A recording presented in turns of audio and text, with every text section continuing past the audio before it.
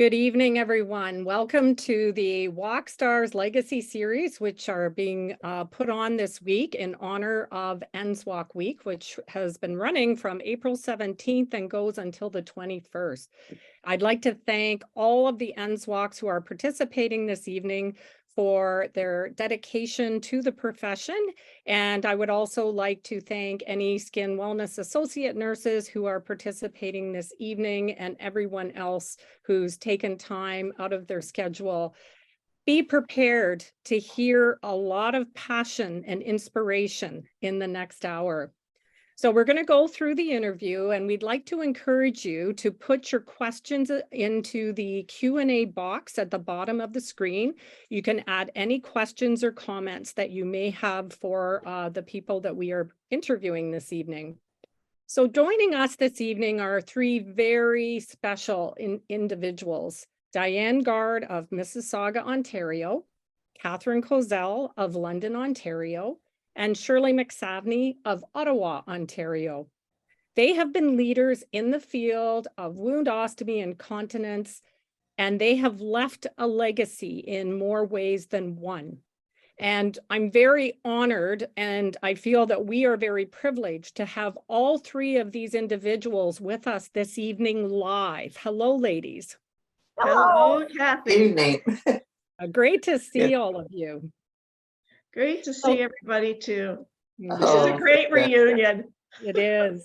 Thanks for the opportunity, Kathy. Oh, You're yeah. welcome. And so before we start, I would just like to give you a few key highlights on each one of these individuals to put our interview into context. And it'll also help you to be able to get to know them better. And so we have Dianne Garde, who's from Mississauga.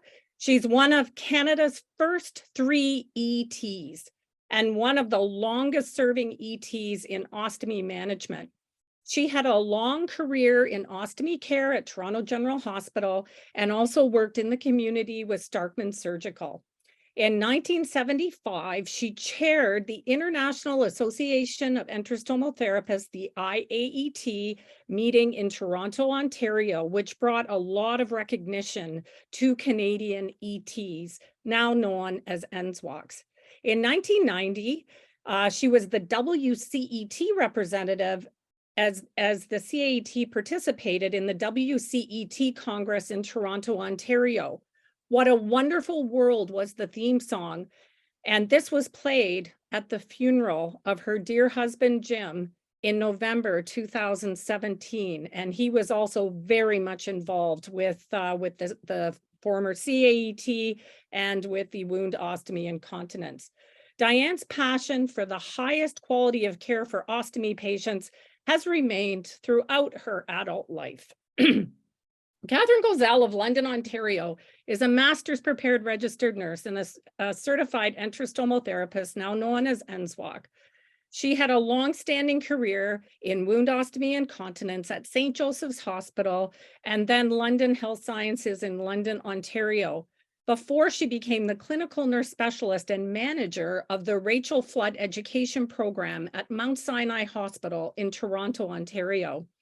She was the president of CAET, now NSWOC, for 2 terms, because back in the day, the presidents did not just 1 term, but 2 terms. And it was from 2004 and 2008. I was very privileged to have been able to start as the first executive director in 2004 under the leadership of Kathryn Kozell. We worked through a strategic planning process where CAET at the time went through transformational change. There was a new mission, vision, and values that were developed, and 5 core programs were launched. Talk about sustainability. Today, there are an additional 5 core programs for a total of 10. There were many decisions that were made under Kathryn's leadership and presidency that positively impacted NSWOC as it is today. And our third guest is Shirley McSavaney of Ottawa, Ontario, and talk about energy to burn. Shirley is a registered nurse and an experienced consultant with demonstrated history of working from hospital to community and in the healthcare industry. She's an RN. She's certified in public health nursing, teaching, administration from University of Manitoba. And she is an enterostomal therapist or nurse specialized in wound ostomy and continence from the University of Toronto. She was the president of CAET as well for 2 terms from 1998 to 2001 during a time of healthcare transition. Her leadership ability is without question. And I think you'll find it very interesting. The reason I said she has energy to burn is because Shirley is a clogger. And she is now still on 2 clogging teams and competes in clogging. So a very interesting individual. And so you can see we have 3 leaders in our area of wound, ostomy, and continence. And they have agreed to be interviewed this evening. And I'd like to get right into it by asking the first question to Dianne Garde. Could you tell us how you became one of the first 3 ETs in Canada? Yes, on December 21st, 1959, I underwent surgery to construct a ileostomy for ulcerative colitis, which I had only been diagnosed with for 5 months. The nursing staff had no idea how to deal with an ileostomy, and my skin quickly became excoriated. They would order aluminum paste and warm it up and spread it on my skin with a tongue depressor. Of course, nothing would stick to it. The only pouches that were in the hospital were the Kathryn seal closed-end colostomy pouches. I finally had a visitor from the Ostomy Association of Toronto come to see me. She brought with her some Coraya powder and told me how to use it. She gave me a lot of information and told me where to order my appliance from, which was the Torbett Company in Rhode Island. I quickly ordered it and it arrived on a Friday. One of the surgeons who had assisted at my surgery came up to my room and I showed him how to put it on, and I was discharged the next day. There was no home care in those days. The visitor encouraged me to come join the Ostomy Association, which I did. I started to visit other patients and found that the nursing staff in those hospitals didn't know how to care for ostomies. It was at a meeting in the mid-1960s that Dr. John Finley, gastroenterologist, came to speak, and I spoke to him and told him of a woman at the Cleveland Clinic who was looking after ostomy patients and wondered if there would be any possibility that this was something that we could use in Toronto. He assured me there was and told me to look into it. I subsequently wrote a letter to Norma Gill at the Cleveland Clinic and asked what the requirements would be. She responded that the prerequisite was to have had an ostomy and a physician to go to. In March 1959, I went to the Cleveland Clinic and took my enterostomal education. I couldn't even say enterostoma, let alone spell it. It was while I was at the Cleveland Clinic that I learned there were 2 other ETs in Canada, Bertha Oaken and Sydney Emerson. Both of them were in Montreal. Norma encouraged me to join the International Association for Enterostomal Therapy, which I did. And at that time, there were 35 members, including the US, Canada, one from England, and another from Australia. So I joined the staff at Toronto General Hospital, and my journey began.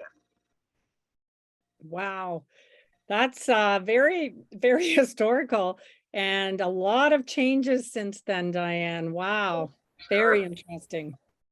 Yeah, very, very interesting. And so kind of taking this historical perspective from Dianne, Shirley, I know you've probably seen many, many changes in wound, ostomy, and continence nursing over the years. During your time as president of CAET, now known as NSWOC, describe what your members were like. What was your experience during that time?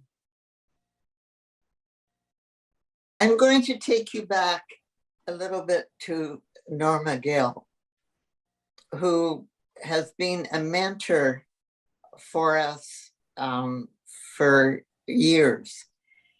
And not only did she share her vision and her mission, but I think she left behind some of her personal traits as well.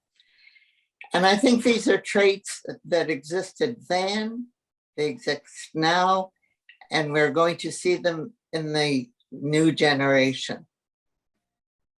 The ETs are adventurous. The one I noticed, they were very adventurous, and they were brave because they were entering into a specialty that there was very little known about it. They were called enterostomal therapists, or ETs. Nobody even knew what the name meant. And very few were familiar with what the specialty was. The doctors, nurses, public, even the patients didn't. So they were venturing into very unknown territory. And they had to sell this specialty and prove that it was worthwhile and valuable.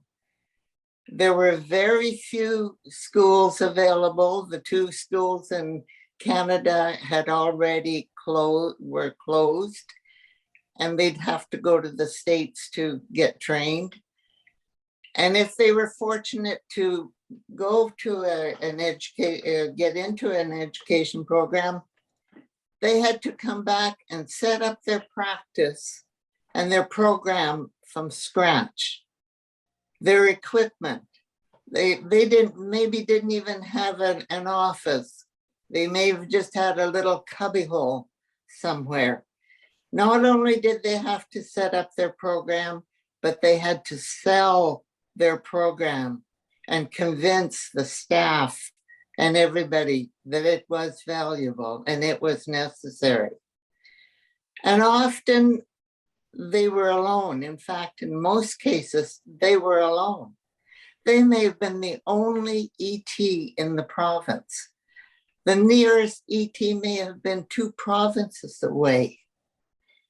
And they had to work on their own. This was not for the meek of heart. They had to be very brave, adventurous, and they had to be very brave. They were dedicated. The ones who did get into a school, I know when I was training, we had students from British Columbia. They had to leave their families for 8 weeks to attend this program. And then again, when they got back, they had to reestablish their program, or establish their program rather, excuse me, and set it all up all by themselves. Not only were some able to get funding, but not everybody did. They may have got some, but many had to reach into their own pockets. And when they did get back to their practice, they weren't always guaranteed a full position. They may have had to work on other units for a few days and do ET work 2 days, but try to accomplish 5 days of work in 2 days. It isn't hard to recognize ET nurses. They exude this passion and this dedication for their patients, for their colleagues. They're very, very, very supportive of their colleagues. Very supportive to the students. Many of them mentored students several times. And I know any of you who've had to mentor a student, I know that when I was working and I found out that I was having a student that day, I would try to pretend that I was happy, because there were some days this was just not a good day. But you go out there and you try to be positive for the student and not let them know that this is the way you're feeling.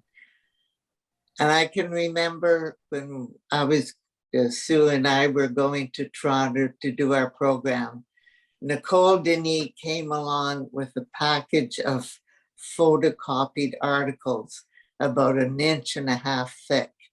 And she said, you may need this for your projects. And while we were on our program, I can remember one Sunday, Dianne, Garde picking us up and taking us to a meeting. And another time she picked us up and took us home for lunch. These were not nurses that were going to eat their young. That was for sure. Wow. They were communicators. This dedication is what CAT thrived on. And they were communicators. For some that were working by themselves, they only had the phone or the fax machine. Others of us were fortunate to work with the group within close proximity, and we could have meetings and gatherings, which we did. There were many, many meetings, an opportunity to face-to-face support each other, help to pass on our knowledge and work together. But not everybody had that opportunity, that privilege. We didn't have internet. We didn't have texting or email, but and yet communication was vital. It was key then as it is now. They were collaborators. And the group that we collaborated with was our industry, a vital collaboration. They were the ones that gave us the equipment that we needed to work with, that we worked with. They were the ones that taught us how to use it. They supported our conferences. They supported our research projects. They bailed us out when we were in trouble. And yet we respected each other's territory. Okay. Well, it sounds like there was a lot of isolation, and it's hard to imagine not having internet or Zoom calls. You had the telephone, and that was pretty well it. I mean, running an association during that time would have been very challenging, but on the flip side, having a national organization that could be a conduit to bring people together was also a very positive thing, and I do believe it remains to be a very positive thing today. I'd like now to ask a question to Kathryn Kozell. You were the president of CAET for 2 terms from 2004 to 2008 during a major transformation for CAET. Describe what this time was like in taking the CAET, which is now known as NSWOC or NSWOC, in a new direction. Well, you know what? That's almost 20 years ago, Kathy. And thankfully, you, Connie Harris, and I wrote an article which was published in the Advance in December 2020. And the title was The Synergistic Evolution of Nurses Specialized in Wound Ostomy and Continence and Their Professional Association in Canada. I'll be quite honest, 20 years is 20 years. And I went back to that article, and I'm so glad we wrote it, because to answer this particular question, it was an exhausting period. It was an exhilarating period. And I was extremely honored and proud of every valiant effort that we accomplished during those 2 terms. In our article, we reference Stevens, who puts a framework, a developmental framework to nonprofit organizations. And when we inherited the association and its governing body in 2004, we were in what Stevens would have called a state of decline. We were threatened by like associations who were sharing our levels of expertise. Well, not our levels of expertise, but our areas of clinical expertise. Our membership was declining. Many of our projects were not being completed.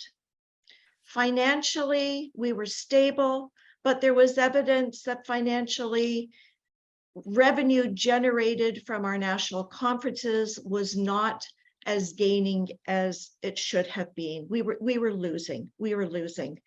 So the time had come that we had to accept whether we were going to resurrect ourselves or we were going to terminate. And if anybody knows me, termination is not an option. It's not an option. So as a collective group, as leader of the organization and the board of directors, I just want to mention 4 major overriding threats. And the first threat, or at least perceived threat, was indeed that we did not have a strategic business plan. Now, that's not negating the work that had been done in previous decades, but a strategic plan is absolutely essential to drive the vision of any organization. But that was missing. Number 2, as I previously mentioned, there was a rising prominence of like associations, be it in wound care, be it in continence, be it in groups who may have gotten together or other people who got together, thought they had a little bit of knowledge and they would put out a workshop. People would attend these workshops and they would become experts. But this, as we know, is not true. But nonetheless, these like associations could have been perceived and were perceived as threats. They were challenges to us. And as a result of that, number 3 was that these challenges impacted our ability to be able to articulate our roles and the values that we possessed as ETs. So those 2 go hand in hand. And the 4th was the outstanding decision on whether a baccalaureate degree was to be entry to practice to become an ET. So those were the 4 overriding major, I'll say, socio-political events for our organization. Now, moving forward, we decided, nope, it's time to turn about. And Stevens' 6th stage mentions turnaround. So yes, we hit the pavement, rubber boots, you name it, we hit it hard. And again, I have to commend those who were under my leadership, that they stuck together, not with any one person, but stuck together to share a vision and to share the inspiration that we had of what we wanted the CAET to be to our members. So in doing that, we also recognized that there were going to be risks. We put it on the table. I remember at our board meetings, I introduced putting a can which popped up a little moose on the table.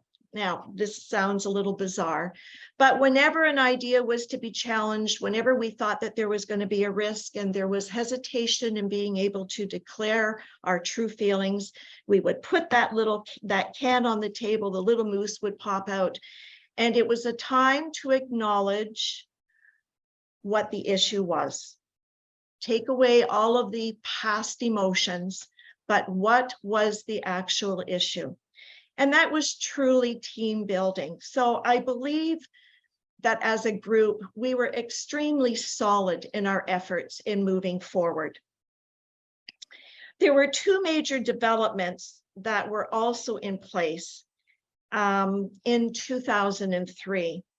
I mentioned earlier that they were also the challenges, but by the time we started, we had an executive director, and that, Cathy, was you. You had served, I believe, in 2002, 2003 as a consultant to the organization to do an analysis of the organizational's threats and challenges and potentials of where they could go. And also in 2003, the board of directors for the CAET had voted in favor of baccalaureate being entry to become an enterostomal therapy nurse. So those two were already there. You were in place. We knew baccalaureate was on the table. So how did we begin? Well, we went right back to basics, and that was to restructure our mission, vision, and value statements. We had to do that. Everything pivots on that. And for our membership, it wasn't just to say, we have this. We actually printed it out in a certificate-like format, and it was delivered to every member of the association so that they could put it on their bulletin board, post it in their workplace, and it to be a constant reminder and even a marketing tool of what the CAET was all about. We revamped the governance model. We built in succession planning. This is again looking for the future.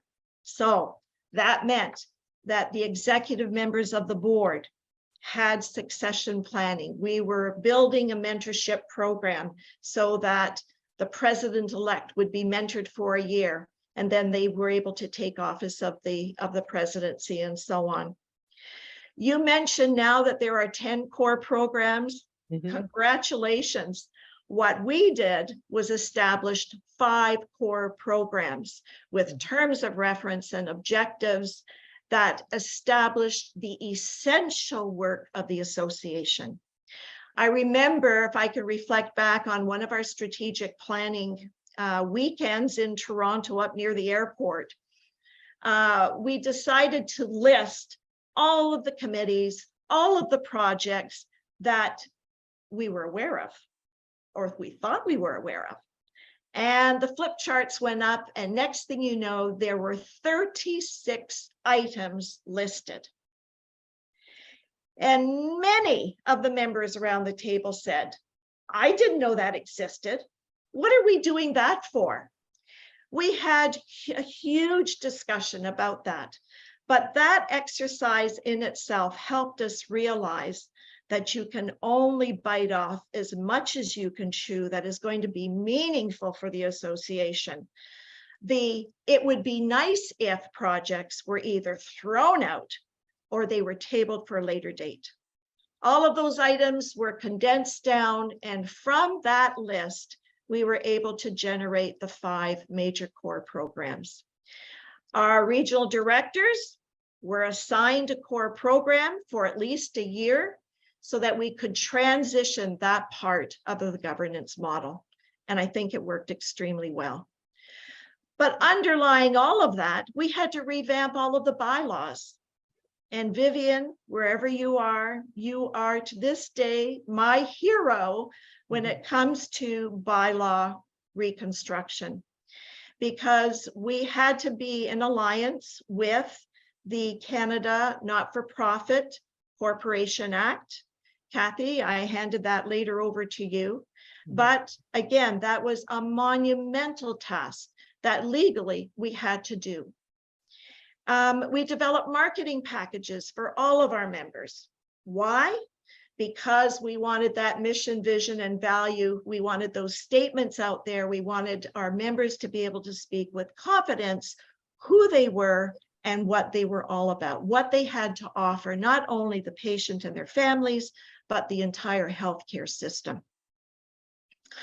And then we also introduced a potential name change of the association in a membership survey.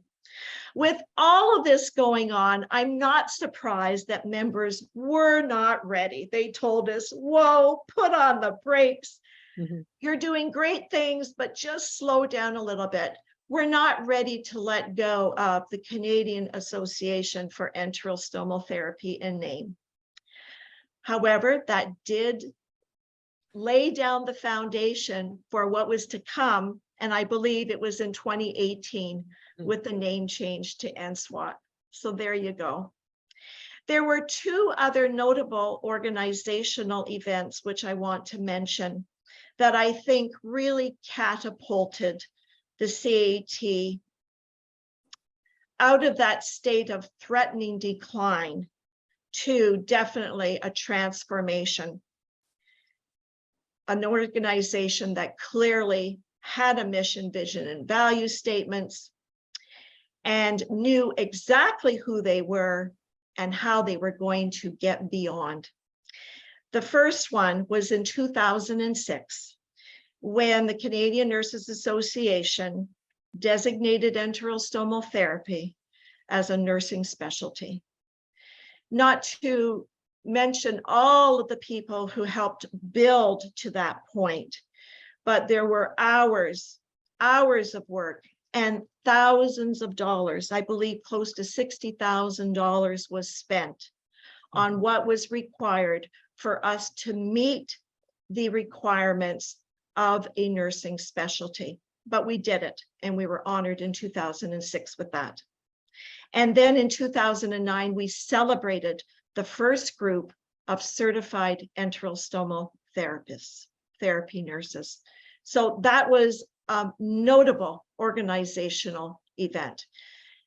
And the last one, if I may comment, is that, and I don't remember the year. If Connie Harris was here, she would remember, but the members voted to support and invest in the association's first research study to determine the cost effectiveness of the ETN. Statistics finally supported evidence, and I mentioned from the article that the greater the involvement, both directly and indirectly, of an ET, advanced wound ostomy nurse in the management of wounds, the greater the savings and the greater the shorter of healing times was as a result. So putting that together, and I haven't listed many other things that we did accomplish, we certainly were able to position the CAET. We did transform the association to meet future opportunities and challenges with pride and confidence. Yeah, well, thank you for that great summary. It was an honor and a privilege to have been able to work with you through that time frame. I can't believe it's over 19 years now. Yeah. Time has flown, but as I mentioned in your introduction, the things that were put into place have been sustainable. And I think that a large part of that is credit to your leadership during that time, Kathryn. Thank you, but congratulations to everyone who followed. Well done. Yeah, and so part of keeping this history of the NSWOC alive, and as well as the history of ostomy care in Canada, I'd like to turn a question over to Dianne to talk about how you got involved in creating a historical ostomy exhibit at Mount Sinai Hospital. Could you just fill us in on what happened there? Now, in my office at the hospital, I had a pegboard with appliances on it. And when patients would see it, they would question me about it.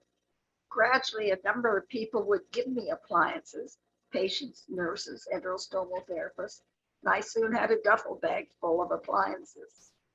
At our Canadian meetings, I would ask what we should do with these. Some people would say just take pictures of them and discard them. I felt it was important to keep them as I felt they were historical items and I really hated to part with them. When Kathryn Kozell was president, she indicated that she would do something about them. And so in November 2018, the exhibit was opened at Mount Sinai Hospital in the Zane Cohen Center for Digestive Diseases. Well, that's amazing. And I know, Kathryn, you had a role in developing this ostomy exhibit as well. Can you describe your experience? Diane, you never forget promises, do you? Well, I'll tell you, it was just fortunate, really, that I ended up working at Mount Sinai in Toronto for my last 4 or 5 years of my professional career. And Diane, approached me and she said, well, what are we going to do about those equipments? And I said, well, okay, let's see what we can do. So taking up Diane's charge and knowing how absolutely meaningful it was to her, I couldn't let her down. I ended up facilitating that vision and orchestrating, organizing the process for establishing the exhibit at the Zane Cohen Center for Digestive Diseases. So the first thing that we did before we even started going through all of your duffel bags, Diane, and selecting the product, I actually had to negotiate with the Zane Cohen Center for Digestive Diseases to see if they would be willing to house such an exhibit. And of course, Dr. Cohen immediately said yes. Absolutely, it was a perfect fit. And we knew at that point, other than some chapters across Canada had boxes and a few items, but we knew with confidence that there wasn't a formal exhibit. So this in itself was a selling feature. We then had to campaign with the foundation at Mount Sinai. And they were instrumental in helping us develop, and actually they managed it, the actual facilitating of the donor process. We then sat down with the manager of the Zane Cohen Center and selected a location in the research area and designed what we wanted to see as the cabinet, which was going to actually house this. So, that's how that all started. And once we knew that we had a place, monies was going to be available, yes, we'd be able to get this cabinet constructed. The biggest challenge next was Diane's duffel bags, because as she's indicated, 1 or 2, are you kidding me? I counted at least 5 or 6 in your dining room. And we had to go through thousands of ostomy products just to be able to identify eventually the 30 key ostomy artifacts, which we labeled as representative of a technology, representative of the time, the types of products, and the advances that were being made in medicine from the 1920s up to the present day. It was a very different process. I had to trust people in the business who were responsible for the cabinet building and for, building the structures that the artifacts that we're going to be standing on. So once we got that into place and we agreed that these 30 items were the ones that best represented the historical development of ostomy products, I then acquired an expert in museum management, happened to be my daughter, Brenna, who had recently graduated from a program of that. And she was absolutely, I have to say, fabulous in helping us to really examine the products for what they were presenting from a technological standpoint or from a patient care perspective, made recommendations on how it could be best displayed, and the materials that were required in order to further preserve these products. So there was special acid-free plastics that she was using, and wires, and not wires, or ties and so on, so that these could be erected in the cabinet. My dining room table became the mock display of the exhibit, and once we thought that that was all done, Brenna helped me identify scripters that were appropriate for a museum piece, not an assignment to your teacher or, you know, a paper that's going to be published. It had to be very succinct and precise in its descriptor. So she helped with that. We mounted it, and off to Toronto we went. And as Dianne has indicated, the Innovation in Ostomy Care exhibit was launched November 6th in 2019, I think. And it was a wonderful celebration to also celebrate Dianne's dream. Well, it's an amazing exhibit. And I wanted to ask Dianne, what was the most profound item or thing within that exhibit that you found? What really got under your skin? It's really hard for me to select one appliance. With regard to the colostomy, there's a 1930s Davol appliance that was given to me by a patient. There's also a colostomy irrigation sleeve that was developed by a Dr. Bowman in Hamilton. And it consists of a stainless steel cup with a long black rubber tube attached to the bottom of it. And for ileostomies, there was the Perry Model 51, which has been extinct since the 1970s. There is a Lapides appliance for urinary stones, which was developed by a urologist at the University of Michigan. And I believe that was in the 1950s. There is also a collection of loop ostomy rods that have been used over the years. And finally, there are several catheters used for cock pouches. Yeah. Well, that sounds really fascinating and interesting, and I'm sure that anyone listening would be very interested to take a look at that. And before we go back to Shirley, I just wanted to ask Kathryn one more quick question about the exhibit. You have taken this from an on-site exhibit to an online exhibit. How did that happen? Oh yeah, so the chapter isn't finished yet, is it, Dianne? But yes, actually it is online now. And thanks to you, Cathy, and NSWOC, we have a direct link, and it's housed on the educational website.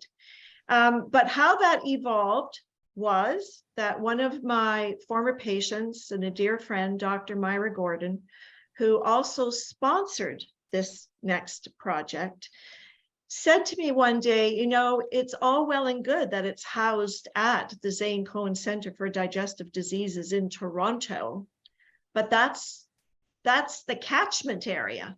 This should be available worldwide. The world and all students, be it nursing students, medical students, whatever, patients, they need the opportunity to see it. So that's who planted the seed and is totally responsible for that one. But it made absolute sense. And it was all made doable, again, because of NSWOC's support in it.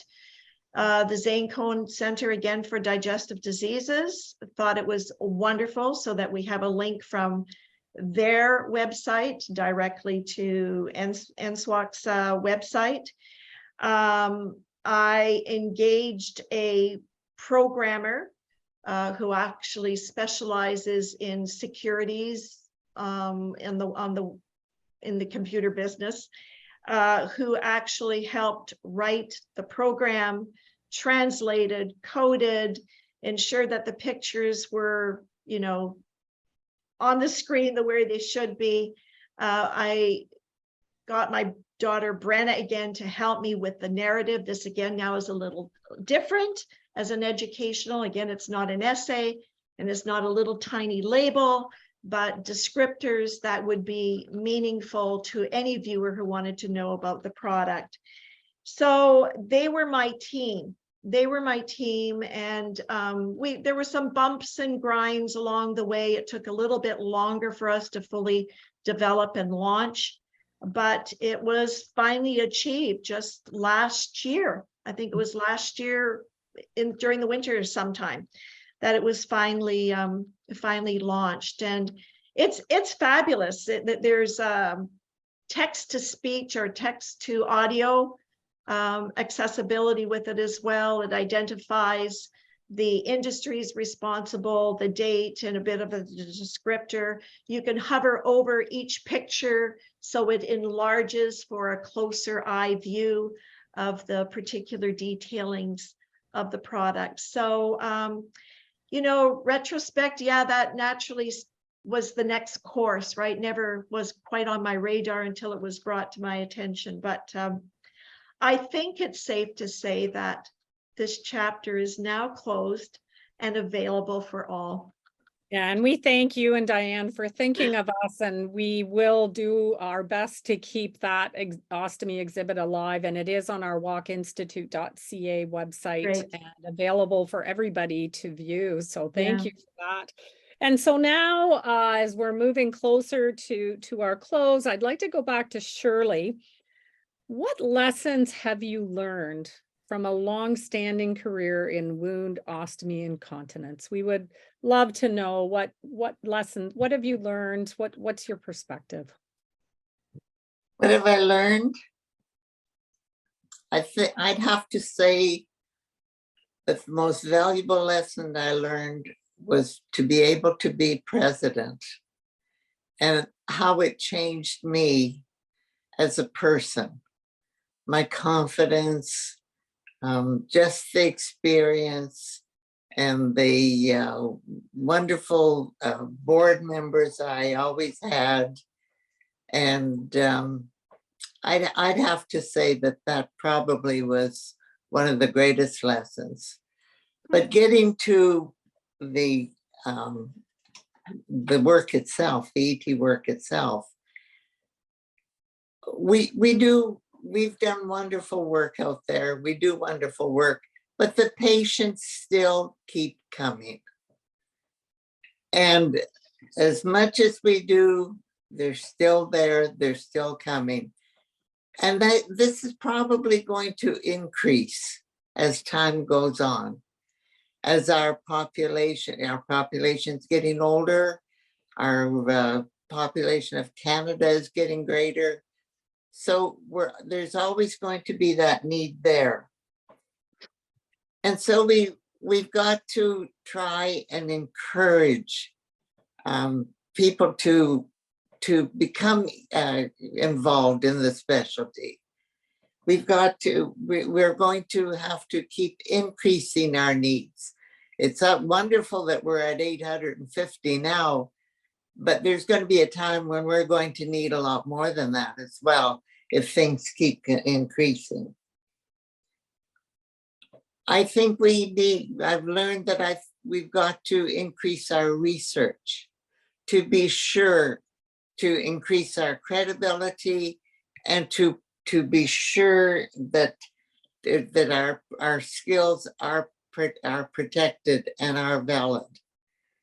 And we've got to be sure that everybody has access to this information. We have to provide educational opportunities. There's the research, things are changing so rapidly, and our NSWOCs have to be informed. They've got to be updated. I think I recognize that we need to be aware that perhaps there's going to be one person can't absorb everything in our field, the wound, the ostomy, and the continence. And they may just have to specialize in one aspect of it, such as continence care, which is where I lean towards. And it was obvious that some of our skills needed perhaps extra training. And I was pleased to see where debridement there was special training for debridement, because I think that's an area that could get somebody in great trouble if they weren't doing it properly.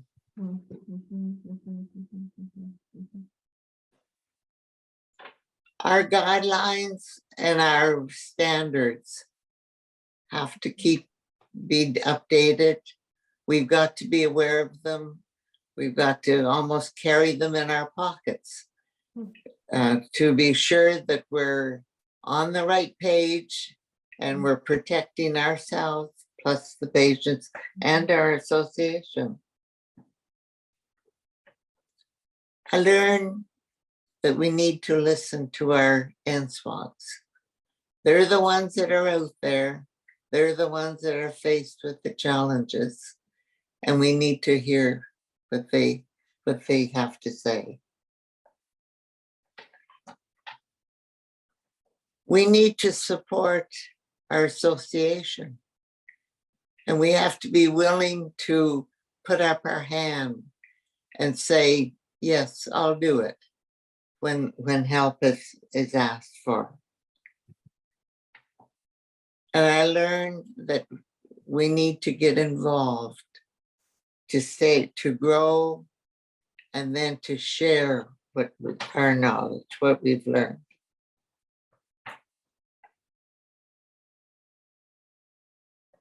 And most of all, there's going to be changes.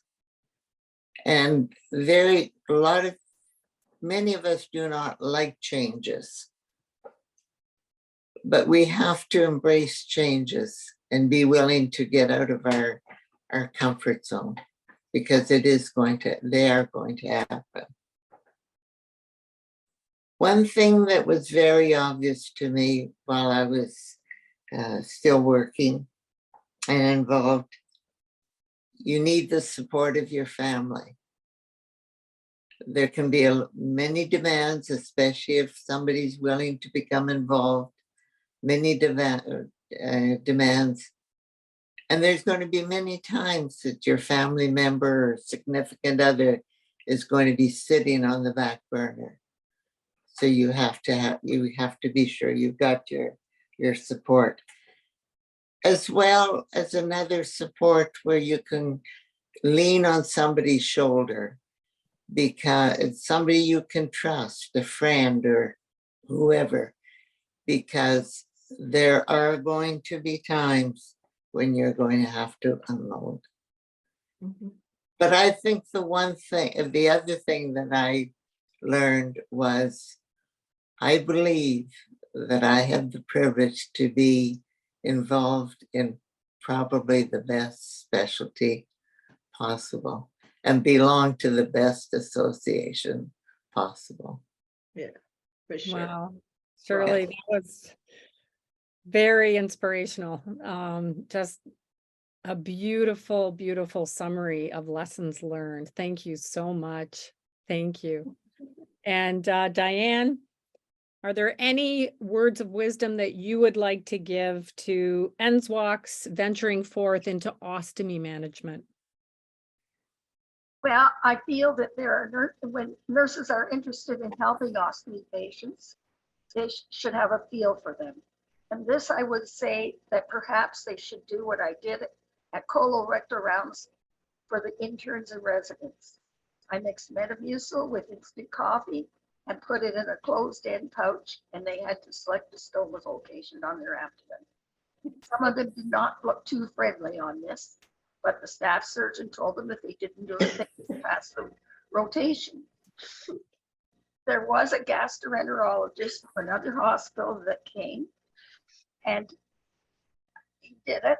And many years later, he told me that he had a better appreciation for the ostomy patient after doing it.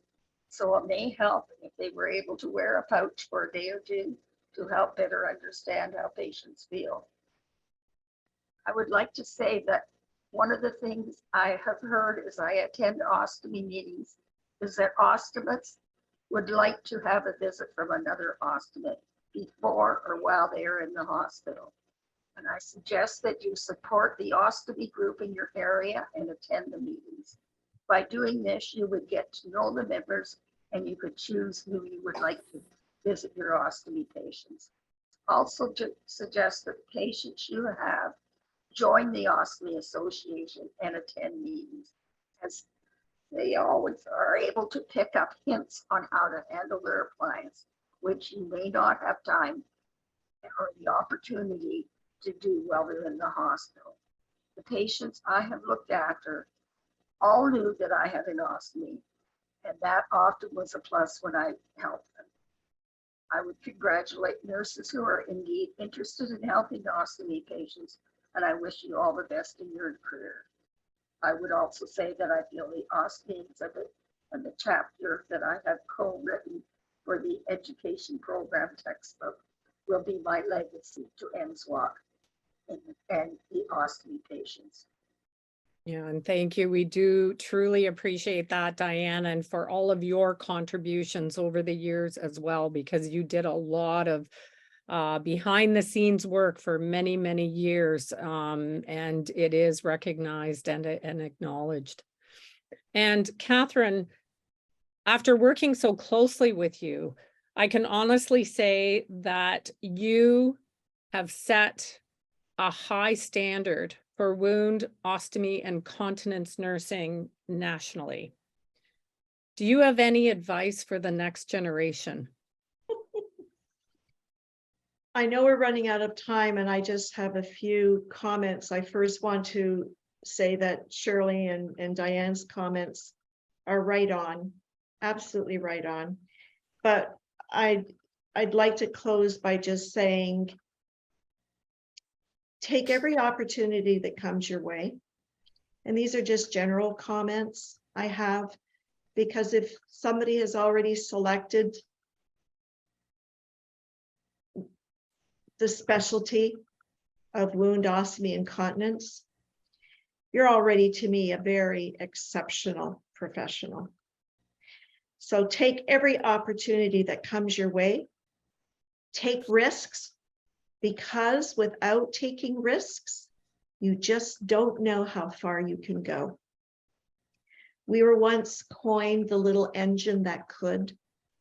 NSWOC is now a thundering locomotive, and there's no holding it back. Maintain your high standards of excellence, not perfection, but excellence.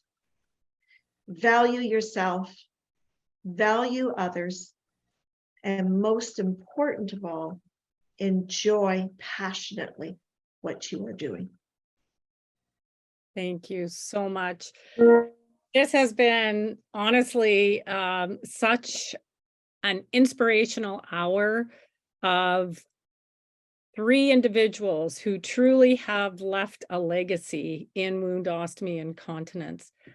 We can't thank you enough for sharing your experience, a bit of history, highlighting the contributions that you've made and lessons learned. I think it's been extremely enlightening, and I do know that there will be an opportunity for people who are not available to attend this interview to be able to tap into it online. It will be in our webinar library and will be made into a podcast. And so we will be able to preserve this discussion and a bit of history of the organization. I don't see any questions in the box. There are some comments. So great to hear from you who have made a difference in the lives of so many. Wow, the amount of knowledge and experience on one screen is astounding. Thank you for all you have done, and thank you for sharing. Great presentation from all of you. Hello, my mentors. That's from Lena Martins. Looking great, ladies. And that's great. So we're at 8 o'clock. I wanted to thank you on behalf of NSWOCC for making part of our NSWOC week so special. Thank you very much. And thank you again to everybody who participated this evening. Well done. Thank you. Thank you, Kathy, for having us. to do it. Thank you, Kathy, and thank you, Diane and Kathy. You too, Shirley and Diane. Good to see you all. Oh, for sure. For sure. Good you. night. Thank you. Good night. Good night.